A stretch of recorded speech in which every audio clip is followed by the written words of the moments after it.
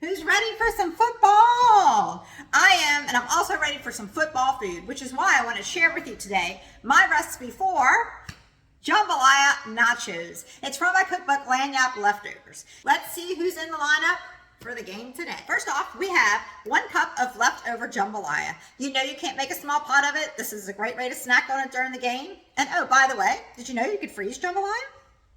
Then we have 1 teaspoon of oil, 2 teaspoons of chili powder. If you don't have chili powder, you can use taco seasoning as well.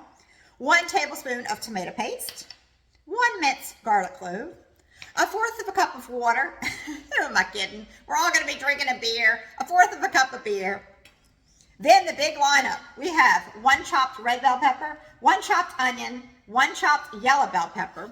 We can't have nachos without our chips or our cheese. This is 2 cups of grated cheddar, Monterey Jack, and I like it a little spicy, so I add a little habanero cheese in there as well. You ready to get started? Well, let's go. Preheat that oven at 350 and meet me over by the stove.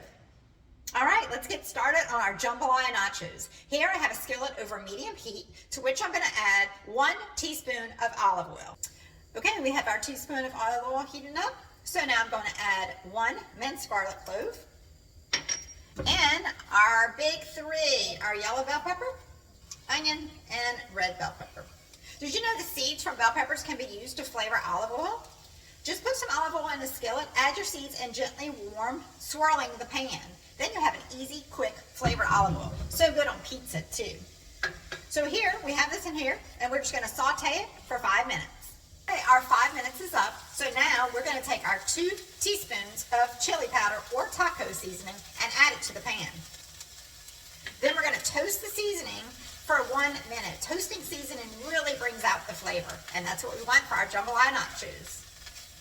I wish you could smell it up in here. It is smelling so good. Our next step is we're going to take our 1/4 cup of water or beer, and if you're using beer, slowly add it in. And we're going to scrape up all those delicious brown bits in the bottom of our skillet. All right, now it's time to add our 1 cup of jambalaya. I always like to pack it in. Can you ever have enough jambalaya? I don't think so. Then we're going to add our tablespoon of tomato paste. And don't forget freezing tomato paste in ice cube trays. Then you'll have them ready to go and all your soup sauces at a drop of a hat. Now, I did chop up any large pieces of chicken, sausage, seafood, whatever you have in your jambalaya before adding it to the pan. Okay, we're going to turn the heat down to low and let this simmer for 5 minutes. So now for our assembly line. Here I have a pile of nachos on a baking mat. You could also use parchment paper as well. And we're simply going to scoop this beautiful, you get a facial with all that steam, jambalaya nacho topping onto our chips. Once we have them all topped with our leftover jambalaya nacho topping, then it's time for my favorite part, cheese. Can you ever have enough cheese?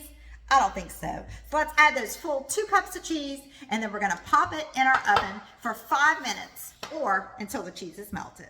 All right, our jambalaya nachos are done and ready for the big game. Serve them family style on a tray and let everybody help themselves, or let everybody make a plate.